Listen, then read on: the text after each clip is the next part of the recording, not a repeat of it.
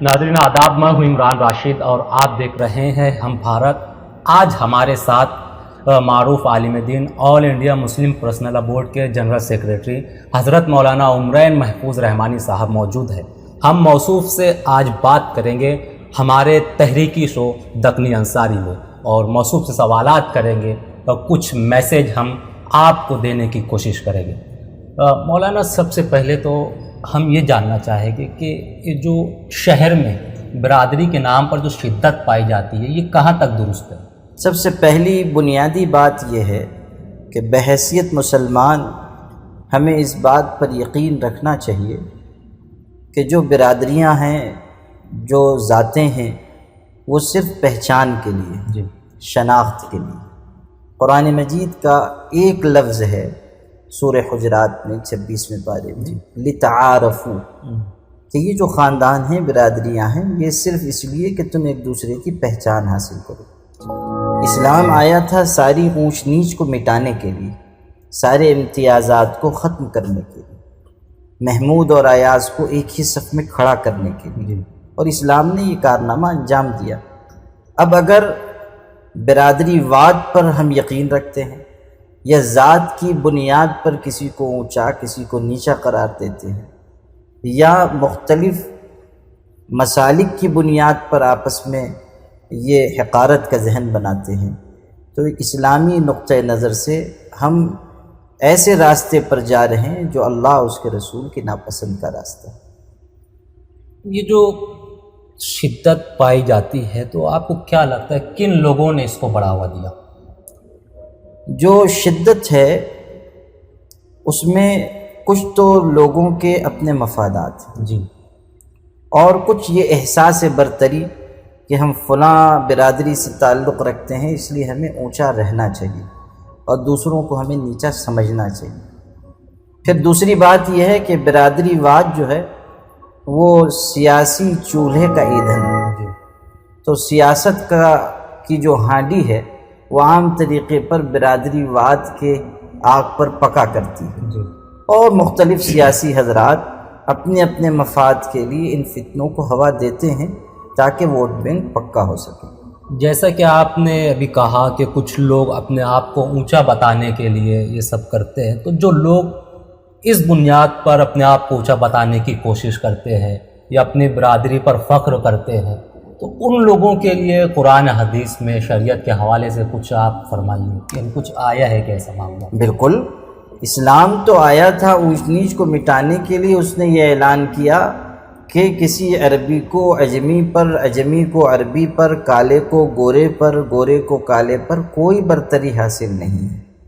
अब अगर कोई शख्स अपने आप को ज़ुबान की बुनियाद पर या नस्ल की बुनियाद पर या बिरादरी की बुनियाद पर या ज़ात की बुनियाद पर या मसलक की बुनियाद पर या किसी ख़ास तबक़े से मुतअल्लिक़ होने की बुनियाद पर अपने आप को बड़ा समझता है, तो वो इस्लाम की बुनियादों को अपने कदमों तले रौंद रहा है और वो जाहिलियत के फितने का शिकार हो रहा है। जाहिलियत के ज़माने में हसब नसब पर फ़ख्र था।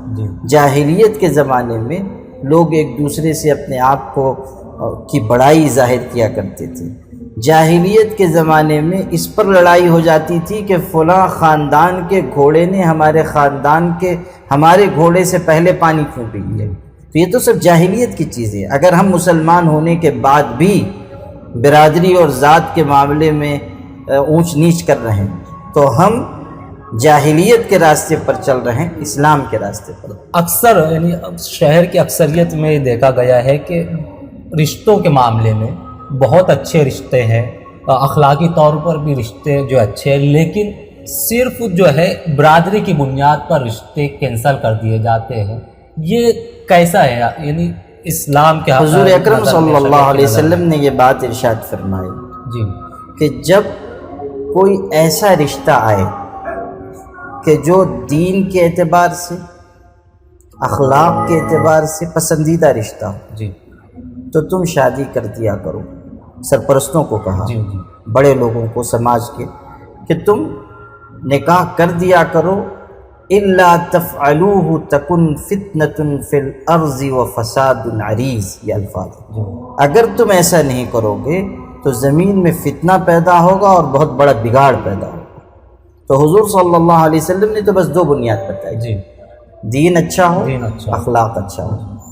آپ نے یہ نہیں کہا کہ فلاں برادری کا آئے اور اچھا بھی ہو تو اس کو رد کر دو۔ جی۔ اگر ہم صرف برادری کی بنیاد پر رشتے رد کر رہے ہیں جی۔ تو ہم فتنے کی راہ پہ جا رہے ہیں۔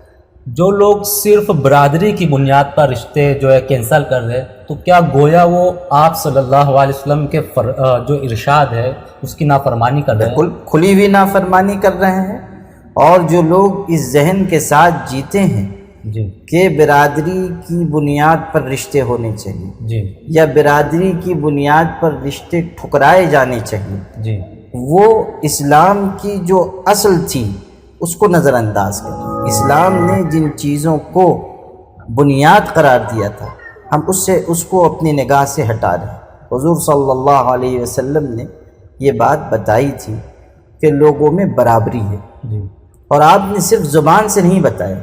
آپ کو چونکہ رشتے کی بات ہے آپ کو سے عرض کروں، جی حضور صلی اللہ علیہ وسلم کا خاندان سب سے اونچا خاندان، جی قریش، قریش، پورے عرب میں سب سے اونچا خاندان آپ کا تھا۔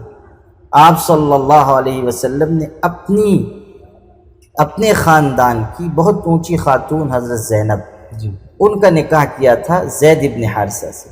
زید ابن حارثہ وہ شخص ہیں جن پر غلامی کا کلنک لگا ہوا، جی اس زمانے میں غلامی کو بہت معیوب سمجھا جاتا جی تھا، اور وہ غلام رہے تھے، حضور نے ان کو آزاد کیا تھا۔ تو وہ غلامی کے اسٹیٹس سے نکل کر آئے ہیں، جی اور یہ اونچے خاندان کی خاتون ہے، حضور نے نکاح کرایا۔ آپ صلی اللہ علیہ وسلم نے نہ صرف یہ کہ نکاح کروایا بلکہ آپ نے ایک مثال قائم کی۔ جی جی حضرت بلال وہ غلام ابن غلام تھے، حبشہ کے رہنے والے، رنگ بھی کالا، لیکن جب مکہ فتح ہوا اور سب سے پہلی اذان دینی تھی خانہ کعبہ کی چھت پر چڑھ کر، تو حضرت ابوبکر عمر جیسے بڑے بڑے صحابہ اونچے خاندان کے وہ چاہتے تھے کہ یہ شرف ہم کو حاصل ہو، لیکن حضرت بلال کو حضور نے کہا تم خانہ کعبہ کی چھت پہ چڑھ کے پہلی اذان دو۔ اس سے بڑھ کر مساوات کا سبق اور کیا ہوگا؟ جیسا کہ ابھی آپ نے دوران گفتگو کہا کہ سیاسی لوگ جو اس کو بڑھاوا دیتے ہیں اور کچھ لوگ جو سیاسی ایندھن ہے، تو کیا اس میں کہیں نہ کہیں علماء بھی قصوروار نہیں ہے؟ دیکھیے علماء کی تو یہ ذمہ داری ہے کہ وہ جو اصل حقیقت ہے لوگوں کے سامنے بیان کیا کریں، جی اور میں نہیں سمجھتا ہوں کہ علماء اس کے بیان کرنے میں ہچکچاہٹ محسوس کرتے ہیں یا کمزوری برتتے ہیں، جی لیکن جتنی طاقت کے ساتھ، جتنی مضبوطی کے ساتھ ہمارے ممبروں سے یہ پیغام جانا چاہیے، میں یہ سمجھتا ہوں کہ اس میں کمی ہے۔ مجھے صاف کہنے میں کوئی جھجک نہیں ہے، جی ہمارے ممبروں سے یہ آواز اٹھنی چاہیے کہ انصاری، دکنی یا کسی بھی جی ذات برادری کے شیخ سید، آپ کسی ذات برادری کو لے لیجیے، جی اس میں کوئی اونچ نیچ نہیں ہونی چاہیے۔ دوسرے یہ کہ اگر سیاسی لوگ اپنے مفاد کے لیے ایسا کر رہے ہیں تو ہماری ذمہ داری ہے کہ ہم ان کو بھی روکیں اور ہم ان کو توجہ دلائیں کہ آپ غلط کر رہے ہیں۔ اس کے بعد بھی اگر وہ کرتے ہیں تو وہ قصوروار ہیں، ہم قصوروار نہیں ہیں۔ گزشتہ 20 سالوں میں اگر دیکھا جائے تو تقریباً 5000 سے زائد اصلاح معاشرہ کے جلسے ہوئے، لیکن اب تک کہیں ہم نے یہ نہیں دیکھا کہ علماء اس عنوان پر اصلاح معاشرہ کا جلسہ لے رہے ہیں۔ سیاسی حضرات کی بات کی جائے تو کہیں نہ کہیں انہیں مفاد وابستہ ہے، اس لیے وہ اس ٹاپک پر بولتے نہیں بلکہ اس کو اور بڑھاوا دیتے ہیں، لیکن علماء کا اس میں کیا مفاد ہے یا علماء کو کس بات کا خوف ہے کہ وہ ابھی تک اس عنوان پر نہ اصلاح معاشرہ کا جلسہ ہوا نہ ممبروں سے کہتے ہوئے سنا گیا؟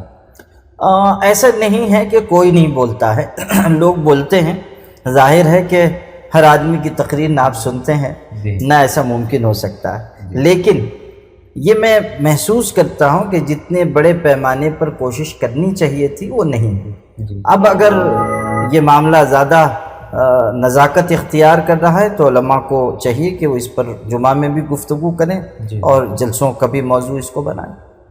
جیسا کہ آپ نے اس سے قبل مہاراشٹر لیول پر ایک تحریک چلائی تھی آسان مسنون نکاح کر کے، مہاراشٹر نہیں پورے ملک کی سطح اچھا پر، ملک کی ہاں، سطح پر آپ نے تحریک چلائی تھی، تو کیا آپ اس معاملے کو لے کر جو سماجی فتنہ بہت زیادہ شدت اختیار کر گئے، تعلیمی ادارے بھی جس سے محفوظ نہیں، نہ مسجد مدارس محفوظ، ہر فیلڈ میں چاہے وہ کاروباری لائن، کوئی فیلڈ کوئی شعبہ اس سے محفوظ نہیں ہے، تو کیا اس طرح کی آپ کوئی تحریک چلائیں گے؟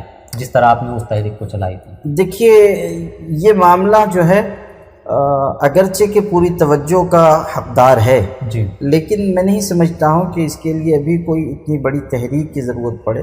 نکاح کا معاملہ ایسا ہے کہ جس میں بہت سے رسوم داخل ہو گئے، جی بہت نزاکتیں پیدا ہو گئی، اس لیے تحریک کی ضرورت پڑی، مہم چلائی گئی۔ لیکن یہ معاملہ ابھی اس اسٹیج پر نہیں پہنچا کہ جہاں اتنی بڑی تحریک کی ضرورت پڑے۔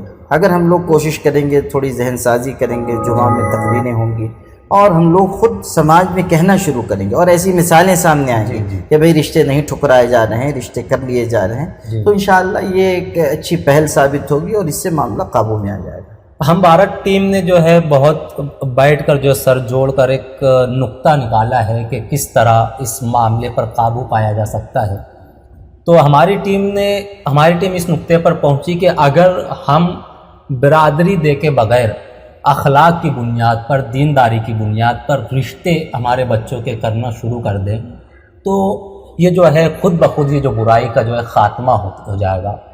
تو کیا آپ اس چیز کی پہل اپنے گھر سے کریں گے ایک تحریک کے طور پر؟ اس میں کسی شخص کو جھجک نہیں ہونی چاہیے کہ وہ کسی برادری کی بنیاد پر کسی رشتے کو ٹھکرائے۔ آپ میرے گھر سے چاہیں، آپ کے گھر سے چاہیں، جہاں سے چاہیں اس کی پہل کریں۔ جب ہم نے یہ کہا ہے کہ کسی بھی برادری کی بنیاد پر کوئی رشتہ نہیں ٹھکرانا چاہیے، تو اس کا مطلب یہ ہے کہ اس پر خود ہمیں پہلے عمل کرنا چاہیے۔ لیکن اس میں بات یہ ہے کہ ظاہر ہے کہ کوئی رشتہ کس معیار پر انسان کی نگاہ میں جچے گا وہ اس کی اپنی پسند ہے، اس میں کوئی دو رائے نہیں ہو سکتی۔ ناظرین، ہمارے ساتھ گفتگو کر رہے تھے آل انڈیا مسلم پرسنل لا بورڈ کے جنرل سیکریٹری حضرت مولانا عمرین محفوظ رحمانی صاحب، اور موصوف نے ہمارے سوال کا بڑا جو اطمینان بخش ہمارے سوالات کے جوابات بھی دیے۔ ہم امید کرتے ہیں کہ آپ اس سے استفادہ حاصل کریں گے۔ آپ ہم سے جڑے رہے، ہم مزید جو ہے شخصیات کی گفتگو آپ تک پہنچائیں گے دلائل کے ساتھ۔